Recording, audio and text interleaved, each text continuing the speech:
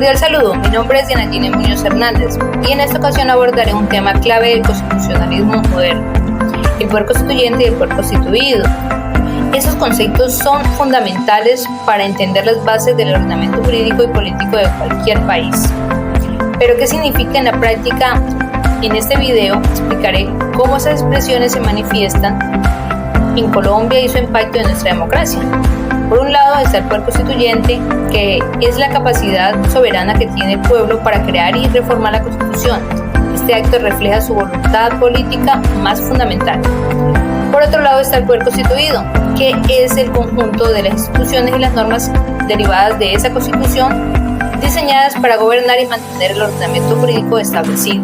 En Colombia, el poder constituyente se ha manifestado en momentos históricos claves, como la proclamación de la Constitución del 91. ¿Cómo fue este proceso?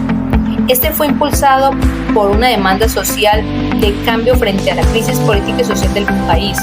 Fue un ejemplo claro de cómo el pueblo, a través de mecanismos democráticos, puede ejercer su soberanía para redefinir el marco institucional.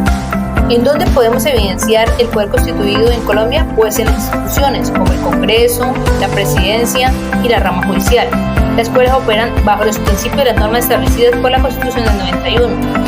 ¿Qué hacen estas entidades? Pues son las responsables de garantizar que se respeten los derechos, en aplicar la ley y mantener la gobernabilidad. Estos conceptos se transforman con el tiempo y las demandas sociales. En nuestro país, su interacción ha dado lugar a muchos avances democráticos significativos. Como ciudadanos, es deber conocerlos y participar activamente para que el poder constituyente siga siendo un reflejo de nuestras aspiraciones colectivas y el poder constituido opere en favor del bienestar común.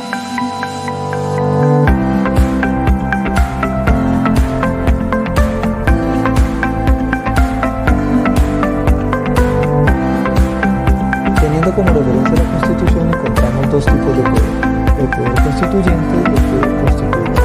El poder constituyente es aquel que tiene injerencia sobre la Constitución, es decir, que la puede o hacer o la puede modificar. Para el caso del poder constituido, es aquel poder que la misma Constitución le otorga a las ramas del poder público para que estas mismas ejerzan sus funciones, recordando que no pueden ir en contravía de lo que la Constitución ordena.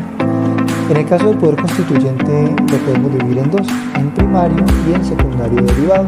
El poder constituyente primario es aquel que puede generar un nuevo ordenamiento jurídico y político, es aquel que puede constituir un Estado.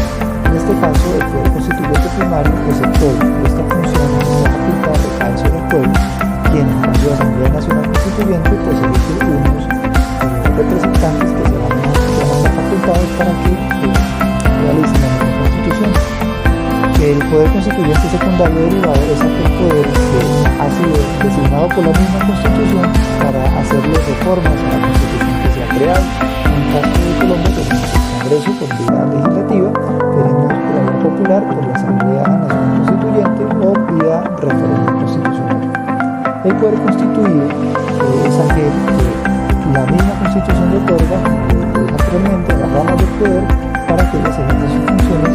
En el caso, por ejemplo, del poder legislativo, para que haya leyes que regulen las esferas del poder o del Estado en general, sin que estas leyes pues vayan en contravía de la Constitución. Para eso existen los filtros de constitucionalidad, que para el caso del nuevo constitucionalismo pues tienen mucha más fuerza, tienen mucho más dientes y se encargan de hacer un filtro para que las normas que vayan en contravía de la Constitución pues no tengan ningún efecto.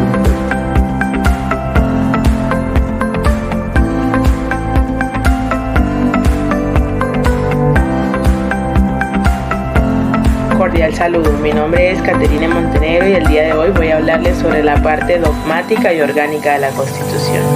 Cuando nos referimos a la parte dogmática de la Constitución, hacemos referencia a ese compendio o catálogo de derechos sobre los cuales versa la protección del ser y sus derechos fundamentales. Es más, en esta parte encontramos clasificados todos los derechos fundamentales, asimismo los derechos sociales, políticos y todas las garantías fundamentales para garantizar el ejercicio de la. Por otra parte, nos enuncia no solamente cuáles son nuestros derechos fundamentales, sino los derechos políticos y sociales. También nos habla sobre cuáles son los deberes ciudadanos y las garantías para la protección de esos deberes. Si queremos ampliar más información sobre dónde encontramos los derechos fundamentales en la Constitución, podemos revisar los artículos 11 al 41, el 43, el 94, entre otros. En la parte orgánica, como su nombre lo indica, organización o estructura, se consagran los elementos del Estado como el territorio, la población y el poder público. Este a su vez se clasifica en dos partes, las ramas del poder público y los órganos del poder público. En esta parte de la Constitución se consagran todas las garantías institucionales, así como la consolidación de la estructura de las ramas del poder público y sus actos. Por otra parte, en la parte orgánica de la Constitución encontramos todas aquellas normas referentes en la consolidación, creación y estructura de los órganos del Estado, las ramas del poder público, y comprende aspectos tan importantes como las atribuciones, las funciones particulares y el reparto de competencias, como las formas de elección y los requisitos, inhabilidades, incompatibilidades, prohibiciones y fueros de responsabilidad en la elección de funcionarios públicos.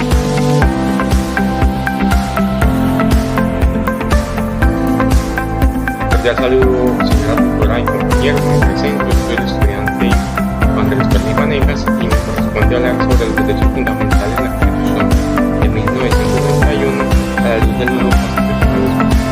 Entonces podríamos empezar diciendo que los derechos fundamentales son todos aquellos derechos que garantizan la dignidad, la libertad, la igualdad y el bienestar de las personas.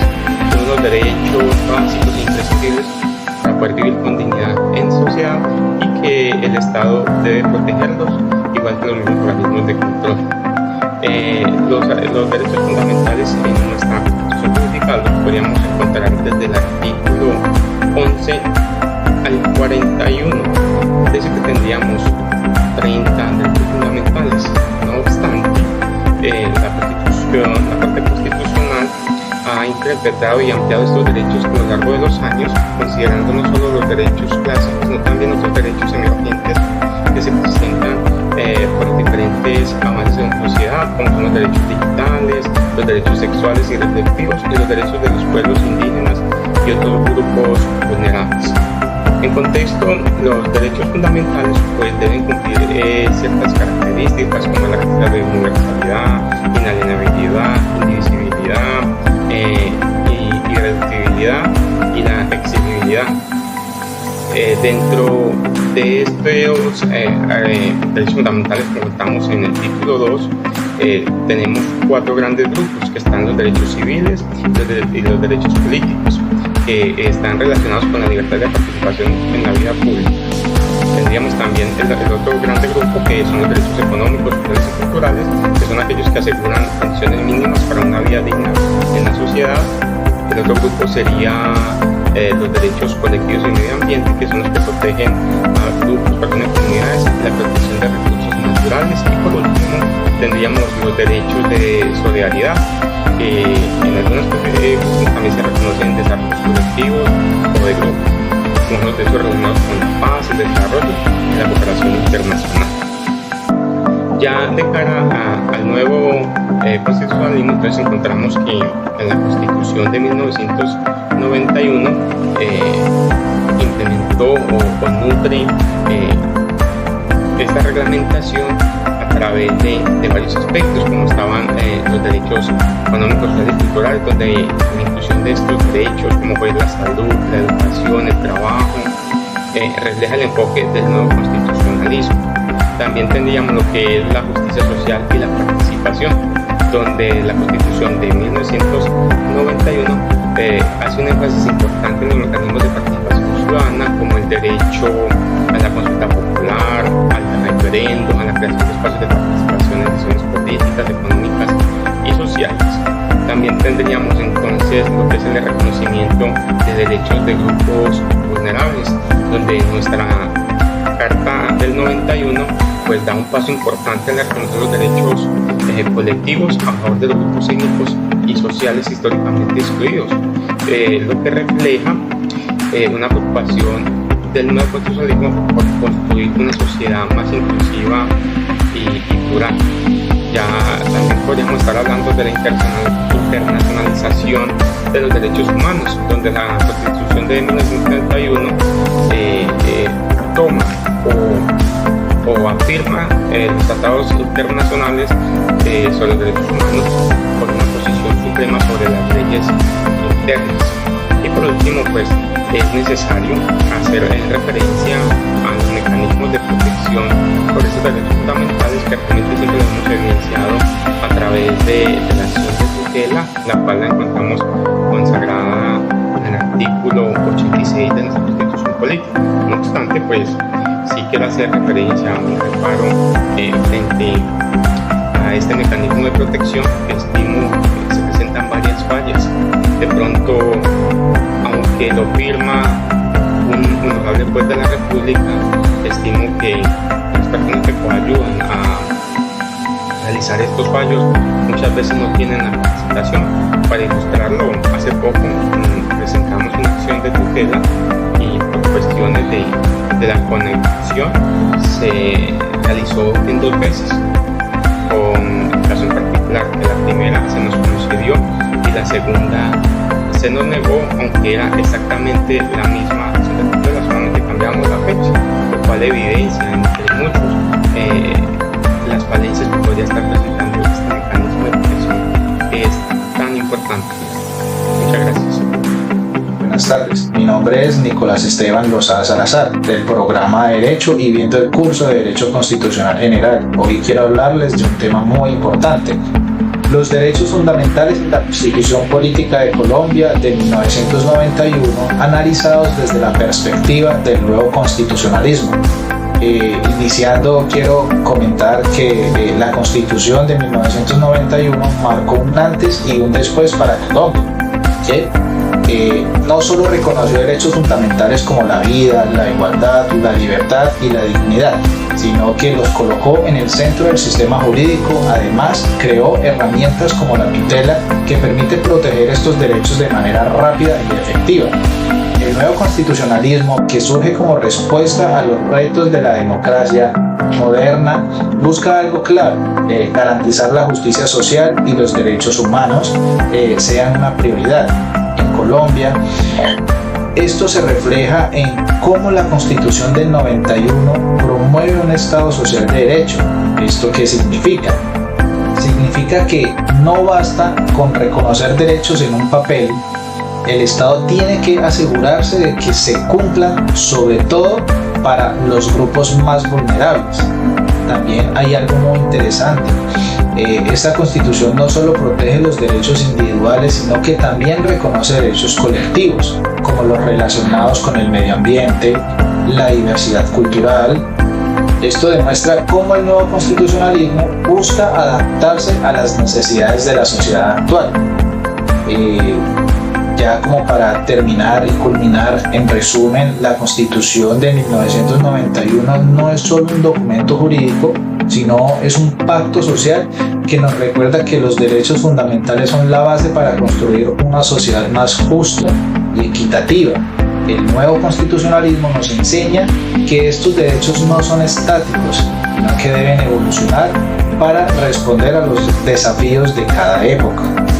Agradezco muchísimo la atención prestada. Nos veremos en una próxima oportunidad. Muchas gracias.